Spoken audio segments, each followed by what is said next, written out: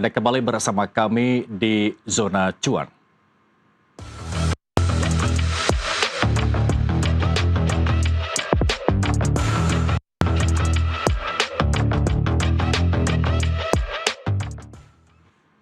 Kami akan mengajak Anda berbincang bersama Direktur Teknologi Informasi BPJS Kesehatan, Setiaji, yang sudah bergabung bersama kami di studio Anggrek Editower Jakarta. Pak Setiaji, terima kasih telah bergabung bersama kami. Kita bicara soal perkembangan teknologi. Ini kan niscaya kita harus ikuti begitu ya, kalau tidak mau tertinggal. Bagaimana kemudian Anda mentransformasikan teknologi AI ini dalam pengelolaan jaminan kesehatan ke depan? Ya, terima kasih Mas. Selamat sore seluruh audiens dari Nusantara TV ya. Jadi berbicara mengenai AI ini udah bukan masa depan lagi ya, tapi adalah kehidupan kita sehari-hari gitu ya. Sudah ada di depan mata kita gitu. Nah tentunya sikap kita adalah harus bisa mengoptimalkan pemanfaatan AI tersebut. Termasuk juga dari sisi kami, dari sisi penyelenggara jaminan kesehatan nasional.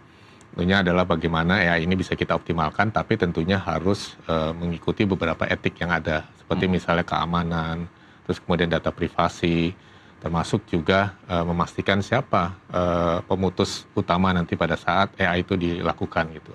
Seperti misalnya dokter tentunya tetap berperan penting dalam rangka untuk memutuskan hasil AI tersebut. Gitu. Oke, nah berkaitan dengan privasi juga jangan sampai terbentur dengan Undang-Undang Perlindungan Data Pribadi ini, Pak Setiaji. Kan kita tahu bahwa beberapa waktu lalu masyarakat Indonesia dihadapkan dengan kebocoran data ya, dari mulai e-commerce dan lain sebagainya, dan juga BPJS sendiri memandangnya sepenting apa privasi itu, karena basicnya kan data, ya, rekam medis dan lain sebagainya itu juga harus dienkripsi ke dalam sistem begitu. Nah, jaminannya seperti apa?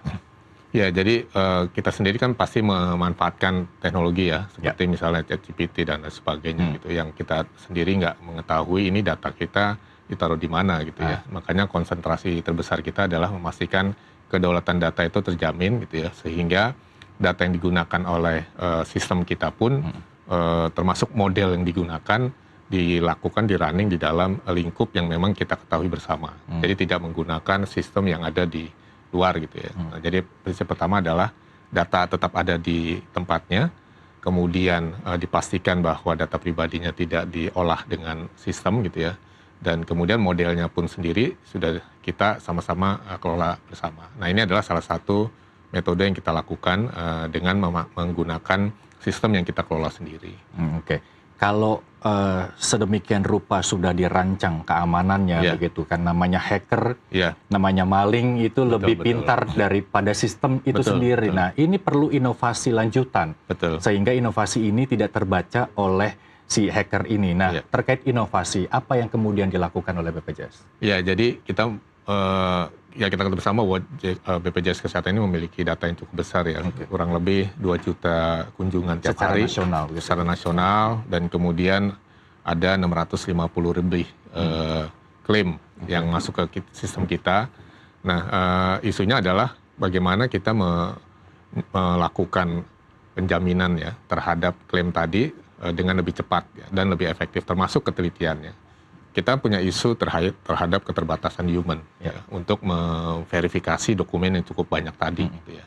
Dan kemudian dengan adanya AI tadi tentunya akan sangat membantu. Berarti itu salah satu kemudahannya begitu ya. Mempercepat, termasuk juga memastikan tidak ada fraud-fraud yang terjadi.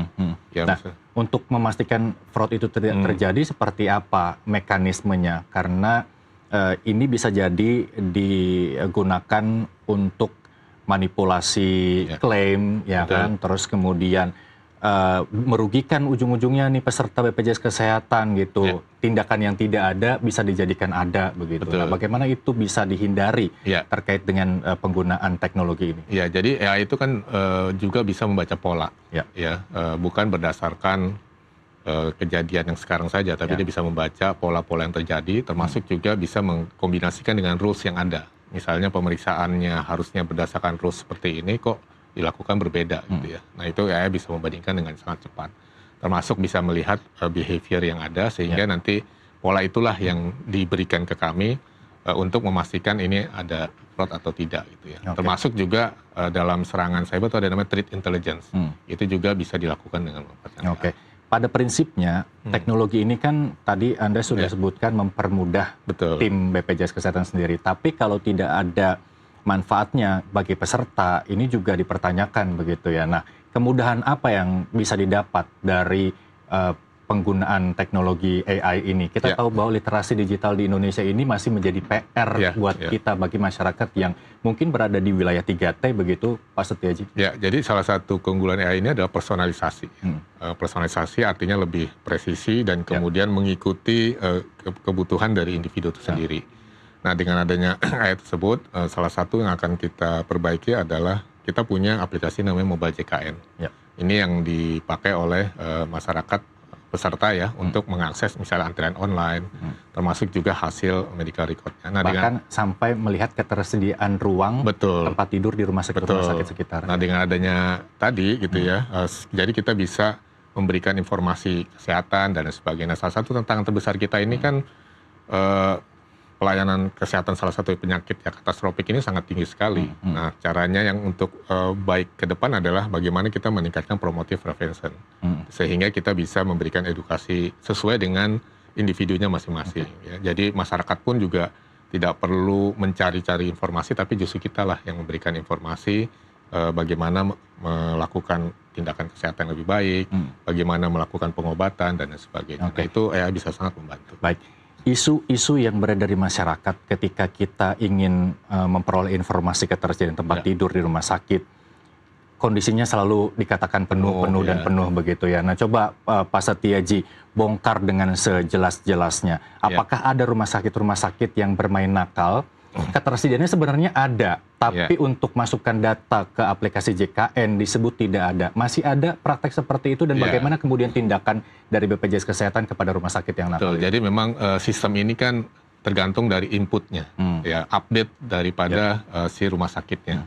Kita di bagian depan ini mendapatkan supply informasi data dari vaskes-vaskes. Ya, kita nggak menampik memang ada yang lupa update gitu ya, ataupun tidak mengupdate dengan kondisi sesungguhnya gitu ya. Oleh karena itu makanya ada beberapa metode yang kita lakukan ya untuk memastikan supaya datanya update. Jadi kita menggunakan beberapa skema, misalnya harus selalu rutin diupdate gitu ya. Kalau nggak diupdate berarti ada sesuatu nih, what's wrong gitu ya. Jadi kita pencegahannya di sana. Patut dicurigai gitu ya. Itu. Oke, apakah sejauh ini BPJS Kesehatan sudah berkolaborasi dengan pihak luar begitu ya? Kita tahu banyak startup bermunculan terkait di dunia kesehatan, apa yang sudah dilakukan dan startup mana saja yang sudah digandeng, tapi usai jeda berikut kita akan bahas lebih lanjut. Pemirsa, Zona Cuan akan kami hadirkan kembali usai jeda.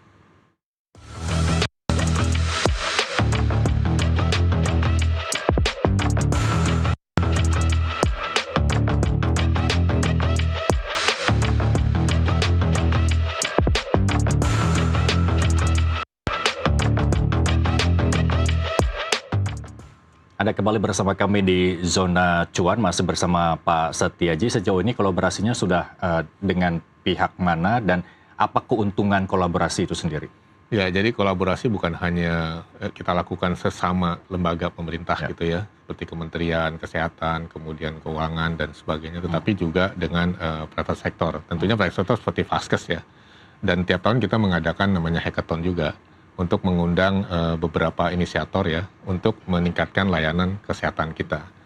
Nah, kita juga melakukan beberapa pendekatan approachment gitu ya, seperti dengan kolaborasi, dan saat ini kita sedang menyiapkan juga semacam sandbox gitu ya, untuk para inovator bisa melakukan uji coba di area yang memang sudah kita sepakati gitu, untuk memastikan keamanan tentunya data tadi. Oke, nah itu kan tadi membantu pegawai intern kita lebih dimudahkan begitu.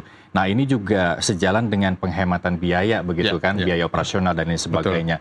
Nah, kekhawatiran juga berarti kan akan ada potensi pengurangan begitu. Nah, ini bisa sejalan beriringan atau justru ya itu yang dikhawatirkan dengan perkembangan justru mengurangi tenaga kerja yang ada, Pak Setiaji. Nah, ini yang perlu disikapi juga gitu ya. Mungkin dulu pernah tahu kita ada big data gitu ya. Big data ternyata menghasilkan juga jabatan-jabatan baru. Misalnya data scientist, big data scientist dan sebagainya. Termasuk sekarang kan dengan AI ada prompter, ahli prompter. Kemudian ada AI engineer dan sebagainya. Memang akan switch sih jadinya gitu. Termasuk beberapa tenaga-tenaga misalnya seperti verifikator nanti dengan adanya AI itu tetap akan bekerja dengan fungsi yang berbeda. Jadi harusnya tidak mengurangi. Oke, berarti tetap ada tenaga yang memastikan bahwa analisis dari teknologi ini tidak ada penyelewengan atau tidak ada tepat data. Nah, itu yang dikhawatirkan juga Pak Setiaji, penggunaan teknologi untuk mendiagnosis misalkan takut salah diagnosa, takut salah menganalisis klaim dan lain sebagainya, itu bagaimana? Ya ini oke, kembali lagi di WHO itu mengeluarkan namanya ethical ya, ethical untuk menyelenggarakan AI. Salah satunya adalah otonomi. Otonominya itu ada di dokter. Dokterlah yang akhirnya memvalidasi AI ini baik atau tidak gitu ya, hasil keputusannya. Walaupun dalam tren sekarang ternyata AI-nya jadi cukup lebih baik dibandingkan keputusan dokter gitu ya. Nah tentunya balancing seperti tadi harus tetap terjadi hingga saat ini gitu. Jadi tidak bisa dilepas ke AI saja, tapi tetap harus ada keputusan dari humannya maupun juga dari dokternya. Oke, itu juga apa ya, bicara soal keputusan strategis, apa yang kemudian dihasilkan dalam penggunaan AI? Ya banyak juga memang yang masyarakat yang coba cek ChatGPT terus di-compare ke dokternya gitu ya, sebagai bagian dari second opinion. Kan sebenarnya di praktek kita juga ada kan second opinion, dokter A kemudian dokter B dibandingkan dan sebagainya, itu sih sah-sah saja gitu. Nah AI sebenarnya lebih memberikan keakurasian, kecepatan, karena dia bisa membandingkan dengan berbagai macam data-data yang ada, termasuk tren treatment kesehatan ke depannya. Oke, kalau kita bicara soal tantangan sebelum ada AI dan kemudian AI ini diberlakukan begitu ya, apa perbedaannya nanti? Mungkin ke depannya akan ada A, B, C, dan kita juga bisa mengantisipasinya dengan A, B, C. Ya, pertama tentunya ini akan mengisi gap ya, kan kita punya isu mengenai rasio jumlah dokter ya, spesialis, misalnya radiologi dan lain sebagainya. Nah, AI ini bisa membantu mendeteksi misalnya image, penyakit TBC, kanker dan sebagainya dengan lebih cepat. Nah, ini mengisi gap tadi. Nah, kemudian yang berikutnya tentunya AI ini akan membantu melakukan lebih personal dan lebih presisi. Ya, beberapa teknologi terkini seperti robotic surgery itu bisa lebih precise dalam rangka melakukan pengobatan, termasuk efeknya ke masyarakat juga. Jadi pengobatan jadi lebih cepat. Tidak perlu lama untuk tinggal di rumah sakit gitu ya, dengan minimal yang invasif. Kalau sekarang kalau saya tidak salah, salah satu teknik operasi yang terkini adalah BES ya, kalau nggak salah ya. Ini apa, endoskopik untuk minimal invasif. Betul. Untuk penanganan saraf kejepit misal begitu ya. Nah itu juga sekali. Termasuk kecanggihan sistem AI begitu ya. Kemudian bagaimana kita bicara soal mengintegrasikan skala nasional? Tadi Pak Setiaji di awal juga sudah bicara kesiapan bank datanya seperti apa. Karena masyarakat ini sudah pernah ada trust isu terkait dengan data. Sebagaimanapun bank data ini punya sistem keamanan tinggi, tapi kebocoran itu selalu mungkin saja terjadi. Ya, jadi memang masalah keamanan data ini adalah tanggung jawab bersama ya. Bocoran bisa terjadi bukan hanya dari vaskesnya, tapi juga individu sendiri. Misalnya gara-gara ngasih password dan lain sebagainya. Nah itu yang harus disuarakan terus, awareness bersama. Bukan hanya kami dari sisi BPJS memperkuat sisi keamanan, tapi juga dari vaskesnya. Karena kan ini node-nya cukup luar biasa banyak gitu. Sekarang sudah terkoneksi dengan 27.000 vaskes. Tentunya bagaimana memastikan keamanan itu terus selalu digaungkan. Oke. Sekelas Badan Sandi Negara aja isu kebocoran data itu menghampiri begitu ya Pak Setiaji. Nah kalau kita bicara infrastruktur, kalau kebocoran data itu masih terjadi, berarti artinya infrastruktur kita belum memadai untuk memberikan jaminan keamanan bank data itu sendiri? Ya, jadi ada salah satu cerita ya, tahun lalu ini kejadian nyata, itu saya nggak perlu nyebut nama company-nya. Jadi bocornya bukan karena teknologinya nggak mumpuni, tapi karena adanya istilahnya SOCENG, social engineering. di mana kita bisa ada phishing, email dan sebagainya itu ternyata masih sering terjadi.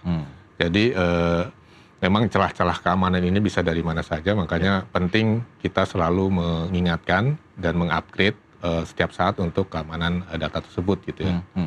Oke, kita bicara dengan perkembangan yang sangat cepat begitu ya untuk menjaga sistem tetap adaptif dan akuntabel ke depan. Seperti apa yang dilakukan oleh BPJS Kesehatan? Ya, pertama tentunya kita harus mengikuti tren ke depan seperti apa gitu ya. Salah satunya adalah di luar negeri itu banyak negara-negara sekarang bukan lagi transformasi digital, tapi AI transformation, di mana fokus bukan hanya dari sisi data bukan hanya kuantitas tapi harus berkualitas. Kan garbage in, garbage out. Kemudian sisi yang lain adalah masalah governance dan ethical.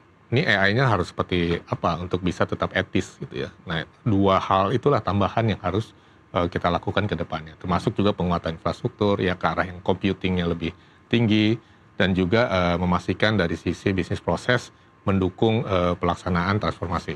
Oke, baik Pak Setiaji, terakhir manusia aja sering error begitu ya, apalagi ini AI kecerdasan buatan yang juga dibikin oleh manusia begitu. Ketika dua ini berkolaborasi ada juga human error-nya begitu meskipun dibantu oleh teknologi begitu ya. Kedepannya apakah ada kekhawatiran kalau diserahkan ke AI sepenuhnya harus ada apa nih atau tetap harus ada manusia, ada seperti apa nih untuk istilahnya AI suka halu ya. Nah, jadi kembali lagi kan pemerintah sekarang sudah menyusun namanya peta jalan. Dan salah satunya yang lagi sedang disusun adalah masalah ethical tadi. Pertama tadi yang saya sebut ada otonominya ya. Terus kemudian harus explainable. Harus bisa dijelaskan nih modelnya menggunakan model yang mana gitu ya. Dan berikutnya lagi jumlah data yang digunakan untuk training ini juga harus transparan. Jangan-jangan cuma 1000 data gitu ya. Padahal kan butuh ribuan data untuk melatih supaya dia lebih presisi gitu ya. Oke, luar biasa. Tapi terakhir juga roadmap-nya tadi Anda sudah menyinggung soal peta jalan. 3 sampai 5 tahun ke depan seperti apa? Ya, jadi kita punya visi ya, salah satunya melakukan transformasi AI, agar bukan hanya mindset kita, AI ini digunakan untuk, tadi mindset bukan menggantikan, tapi memberikan cara kerja yang lebih cerdas, itu adalah salah satu perubahan budaya, dan kemudian yang berikutnya lagi tentunya menambah beberapa use case tersebut, sehingga nanti layanan kita lebih personalized, lebih presisi, dan memastikan layanan kesehatan khususnya BPJS jadi lebih optimal. Gitu ya. Oke, baik Pak Setiaji, terima kasih telah bergabung bersama kami. Kita bertemu di lain kesempatan. Dan pemirsa, demikian Zona Cuan untuk Anda.